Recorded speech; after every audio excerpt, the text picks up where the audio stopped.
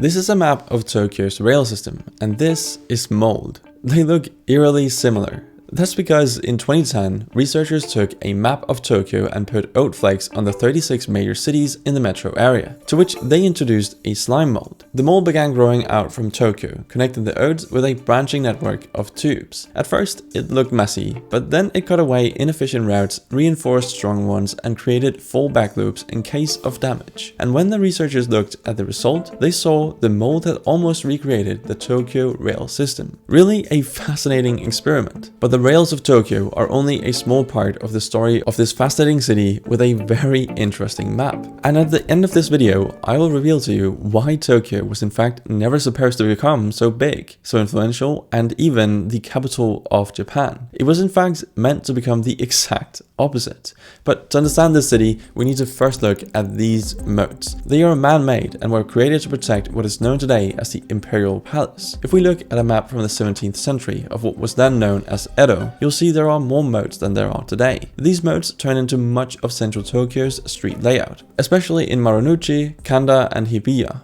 since these parts still follow the shape of these moats. Even where the water is gone, the city curves where the defenses once stood. But that's only part of this story, because apart from the moats, the engineers literally reshaped the land. Hills were leveled and low marshes filled with soil to create a defensible flat city center. Bringing us to the next interesting fact about Tokyo. If we look at an elevation map of Tokyo, you'll notice that while the city spans the flat Kanto plain in the east, it also covers the Musashino Plateau, a hilly upland, in the west. Interestingly, this difference in elevation was used to separate the rich and powerful from the poor, as the wealthy and important people lived in the highland and the merchants and poor folk in the low-lying marshes, a divide you can still see on a map of Tokyo today. In Yamanote, the street patterns are less dense and more irregular, showing the lack of interest in packing as many people as possible into as little space as possible. There's lots of green space here, winding roads and dead-end streets. In Shitamachi, the lowland, streets are tight, gridded, and much denser. The reason is that these areas were rebuilt multiple times after fires, earthquakes, floodings, and bombings. Turns out, parts of Tokyo have been destroyed many times. Especially fires have been common since the city was built of wood. And once people's house burned down, people simply couldn't wait for the city to provide planning, so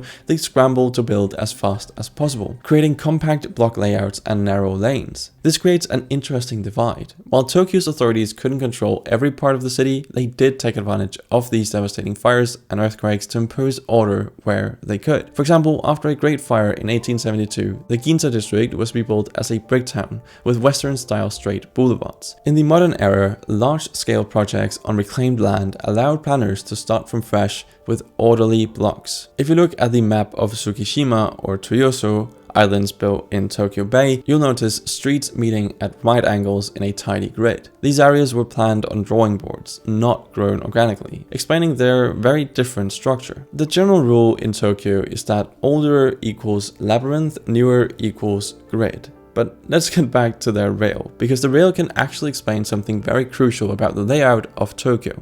When Japan industrialized in the late 1800s, Tokyo became the heart of the country's railway network. Trains connected the city to Osaka, to the countryside, and later to suburbs that would grow into cities themselves. This is important, since every rail line had its own terminal, and around each terminal, new urban centers emerged. Rail created the structure that allowed Tokyo to keep expanding without collapsing under its own weight. By the 1950s and 60s, Japan's economy was booming. People poured into Tokyo for jobs in factories, offices, and service work. Skyscrapers rose, suburbs spread, the rail lines stretched even further out. And the more the city grew, the more momentum it had. More people meant more infrastructure made it easier for more people to come, but crucially, to support this unprecedented growth, Tokyo had to become a metropolis of several hubs. By having multiple hubs, you can spread businesses, shopping, and administration across different centers, avoiding choking one downtown with too much congestion. But these hubs only work because they are connected to the backbone of Tokyo's transport system, the Yamanote line. It encircles the city's historic core and connects Tokyo's most important hubs: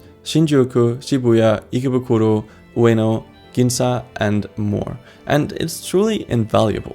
Today, this 34.5-kilometer rail loop is to Tokyo what a bloodstream is to a body, constantly circulating people between the city's vital organs. Trains run constantly in both directions, arriving every few minutes, effectively moving people between the city's biggest districts. But let's zoom out again and focus on Tokyo's waterfront. You might notice how straight and angular the coastline looks. That's because it isn't natural. Over the last few centuries, Tokyo's shoreline has been entirely reshaped. Land reclamation in Tokyo Bay has pushed the sea back dramatically, creating new land for the expanding city. In fact, since the Edo period through the 20th century, Tokyo reclaimed roughly 250 square kilometers of land from the bay, meaning about 15% of the bay's original area turned into solid ground. The modern coastline with its squared off edges and man-made islands is essentially all artificial. Historically, Edo's natural coastline was irregular and marshy, punctuated by river deltas. In order to grow, they began filling in shallow areas to create more usable land, and fast forward to the 20th century, Tokyo's population and industry has boomed. The city just simply needed more space. Reclaiming land from the bay was pretty much the only solution they had for new factories, docks, housing, and eventually shiny new business districts. By the 1960s, huge projects were underway to create entire new islands and peninsulas along Tokyo's coast. This is why on the map you see places like Tsukiji, Tokyo Big Side in Ariake, Haneda Airport, Toyoso, and Odaiba all protruding into what was once open water. Interestingly, Tokyo's rivers have also been corralled and altered, more so than I mentioned earlier in the video. The Sumida River flowing through eastern Tokyo was once part of a larger river system that frequently flooded the city. In the 1920s, a massive flood control project cut a new channel to the east, creating the Arakawa River floodway. On the map, it appears as a broad, ruleless straight river running north to south on the city's east edge. This man-made riverbed, along with other canalizations, were put in place to protect the city. Many old canals in the downtown were also filled in after World War II, as you saw in the intro. But let me direct your attention back to the artificial islands, because there's one in particular I find quite interesting. Odaiba, the island in Tokyo Bay that embodies Tokyo's modern urban planning ambitions. On the map, Odaiba looks different from older parts of Tokyo. It's geometric and spacious. Major roads run in a neat grid. Entire city blocks are large and uniformly laid out, and there's a lot of open space and greenery for a Tokyo neighborhood. This is by design. Odaiba was born out of 20th century city planning.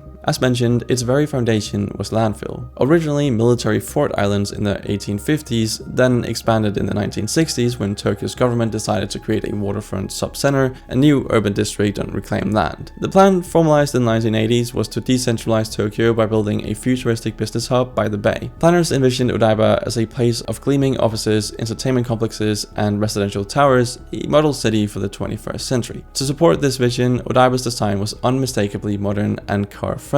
Unlike Tokyo's cramped older streets, because here they could start from scratch on empty land. They laid down wide boulevards and generous parking lots, expecting lots of automobile traffic. This was the late 20th century after all. In fact, walking in Odaiba can feel pretty similar to being in a North American city, with multi-lane roads and big intersections. But Odaiba wasn't only built for cars. It also features Japan's first fully automated transit system, the Yuri Kamome line, which opened in 1995. This light rail links Odaiba to central Tokyo via the iconic Rainbow Bridge, and its tracks curve through Odaiba's center. But finally, I think it's time I reveal why Tokyo wasn't even supposed to become what it is today. See, Tokyo was originally a fishing village, but when Tokugawa Ieyasu, the shogun at the time, shogun being the military leader, was given this land in the 1590s, it wasn't really a reward. It was more like a calculated exile. Hideyoshi, the most powerful man in Japan at the time, basically pushed Ieyasu out of the rich central heart of the country, Kyoto and Osaka, and into the swamps of Kanto.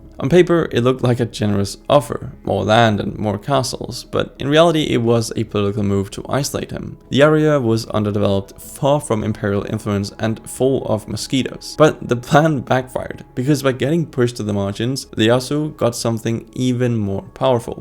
Freedom. Freedom to build something new, away from the temples, the aristocracy, and the politics of Kyoto. Edo became a blank slate, and he turned it into a machine. A city not rooted in tradition, but in logistics, loyalty, and control. That move ended up shaping Japan for the next 500 years, and the city that was supposed to keep him out of power became the seat of it. Tokyo literally means Eastern capital, and that definitely wasn't the idea back in the 16th century. Okay, so very quickly, as you may know, I recently launched my map store called Map Studios. And for this video, I wanted to launch a map of Japan, a shaded relief map of Japan. And you can get that map now and the other maps I've already posted to the store for 25% off. And this is the best way to support the channel, and I must say the support you guys have given me is very heartwarming, and the past few months have been kind of tough. So if you would like to have a really cool map for your walls, go to mapstudios.com and use the discount code OBF at checkout to get 25% off, and we have free shipping worldwide. So this is the best time to really get a poster. But that's it. Thanks for watching, guys, and I'll see you in the next one.